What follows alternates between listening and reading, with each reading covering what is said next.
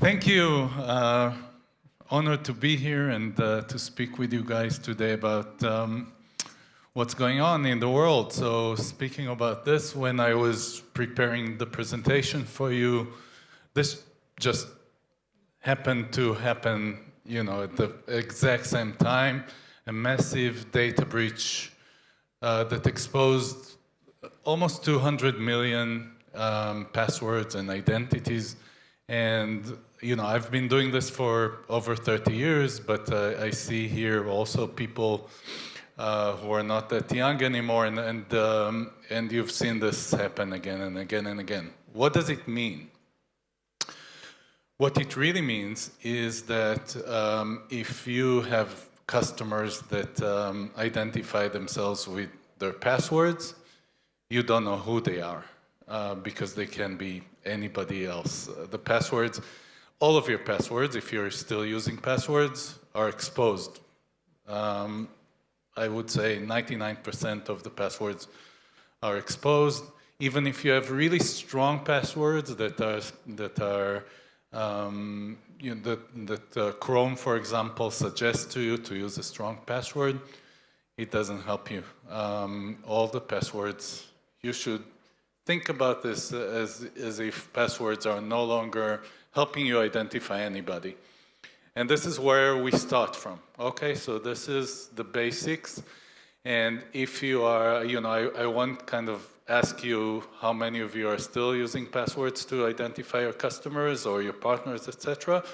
So you're not ashamed. But if that's the case, you are in trouble, and you should think about quickly how you move beyond passwords. So when we think about the identity, the authentication, and later the authorization of users, we think in two ways. As you know, you're security people, you know that the more you put security, the less good experience is going to be for your employees, for your customers, etc.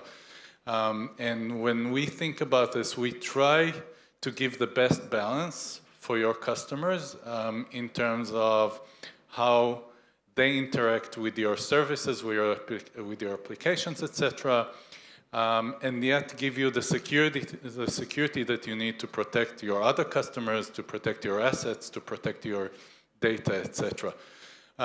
So we think about user experience on the one hand side and security on the other.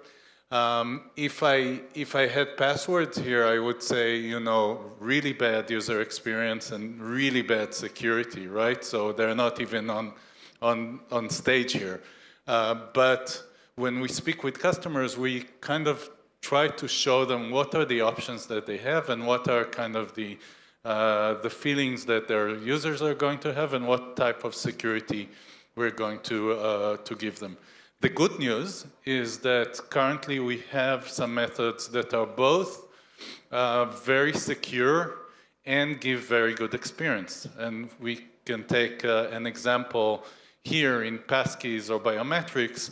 This is really good experience, right? So you go to your application, you show your face to the phone or your fingerprint, or you punch your PIN, and you're in. So it's a much better experience than passwords, and yet it's very strong security-wise. And much of what we do today, we help customers actually deploy passkeys, but we also do a lot of the other stuff that you see here. Important to say, some of you may think, okay, I don't only have passwords, I also have MFA, right?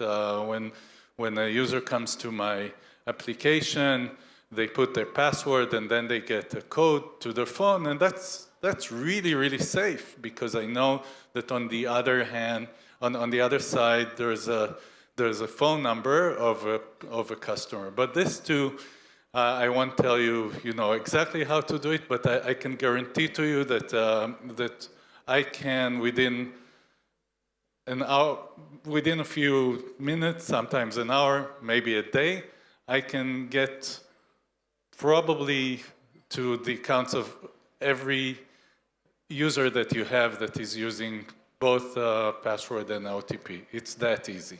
It's that easy for an attacker. So we're not there anymore. This is just an example of one method of doing this. We see it every day. Very popular in travel based applications, but we see it everywhere. So even OTP is not good enough anymore.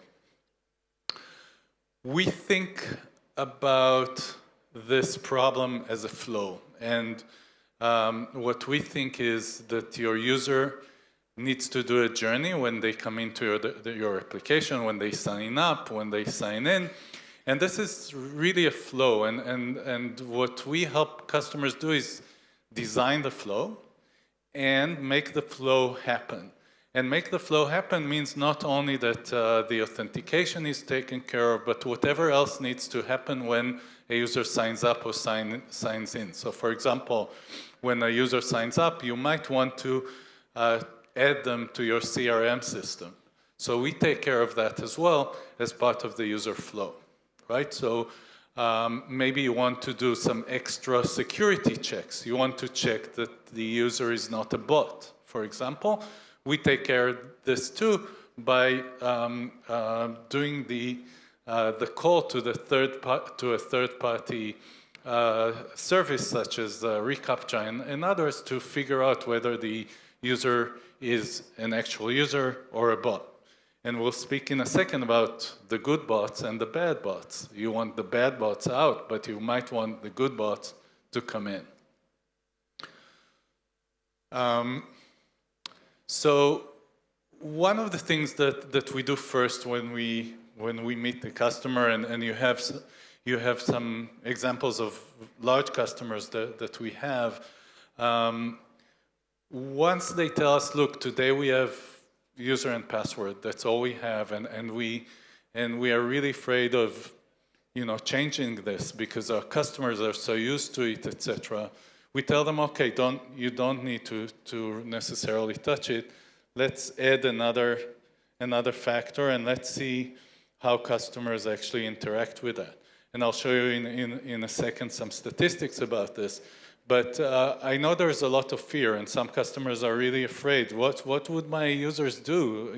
They're so used to coming to my website and only having their name and password. And what will happen if I actually change this? So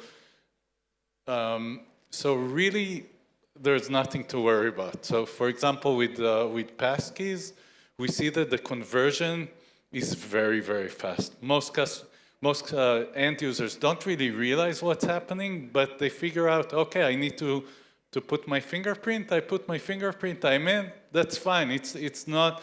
It's much easier than a password in the end. So in terms of the statistics, you can see here it's absolutely amazing. And while customers are afraid of this, once they do it, they see the light, right? So Passkeys have a 4 times login success rate than passwords, right? So think about how many people, how many users you're actually losing when you use passwords. And in terms of the time it takes, it's much, much faster. So you get the user to spend more time in your application versus logging in or signing up. So this, some more statistics, right? So we see around the world 25% adoption rate. I would claim we don't have enough experience in Asia Pacific yet, but we will soon have it because we're working together with 8x8 to actually distribute our product faster in Asia Pacific. And I would claim that the 25% adoption rate will see higher adoption rate in Asia Pacific because I believe that in most cases in this area people have more mature devices. They've the newest phones, etc. In the rest of the world, that's less the case, etc. Very low login failures, right? So with passwords, it's much higher, sometimes as close as up as 20%. And the reduction of support tickets is huge. So this is kind of the basics of what we did in Descope the last 3 years since we started the company. Now we are very much refocusing, or we are not defocusing from the rest of the stuff I spoke about, but we are refocusing on AI and helping customers actually use AI in a safe, smarter way. So I spoke about good AI or good agents versus bad agents. How many of you are familiar with Operator, the Operator agent by ChatGPT? None of you? Just one in the back, two? Okay, so ChatGPT invented a few months ago something called Operator. It's an agent that behaves almost like a human being. Basically, it opens a browser somewhere in AWS and does things for you. So instead of going to Agoda, for example, to look for a hotel, you write a prompt and you say, find me a hotel in Bangkok under X amount of money, close to the Hyatt Regency, between May 28th and May 29th. And the agent goes and finds you a hotel and then tells you, do you want to book the hotel, etc. So this is quote unquote a good agent. If you're Agoda, you want this agent to be able to interact with Agoda. Otherwise, you'll lose business, basically.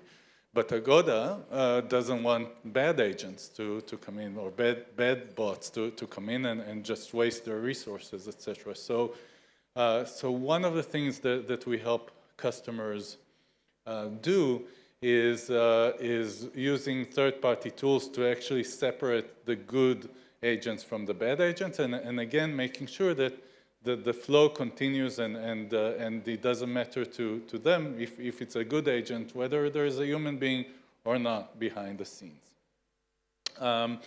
So we've developed a new, completely new paradigm on how to actually work with agents the right way, and the two issues that we have there are exactly the same two issues that we deal with for people. One is authentication, and the other is authorization. So once you have tools inside your organization's AI tools, etc., you need to make sure that, for example, if they work on the behalf of a specific employee, that they have the exact authorization that the employee has, that they don't overstep, that the agent, even though I may use the same agent that you use, since I'm in HR and you're in the IT, still my agent sees different things or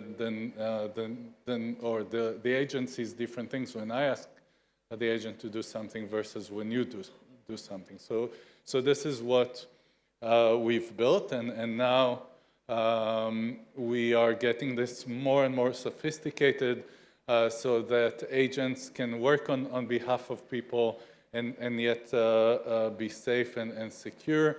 And by the way, if you look at it, most organizations, the main reason, and you guys probably know that really, really well, the main reason they don't adopt AI that quickly is security reasons. So, and at the core of this is really the authentication and authorization, and this is exactly what we do. So, kind of to sum up what we do is this slide, which talks about the flows that allows you to make the user journey correct and secure, connector ecosystem that allows us to actually allows you to utilize other security tools, communication tools, and logging tools, and many other tools. We help B2Bs to do the tenant management, and more and more. And the new part of the product is the agentic identity hub that helps you do AI correctly. So my time is up. I'll be here at our booth. If you have any questions, I'll be here the rest of the day. Thank you very much. All right.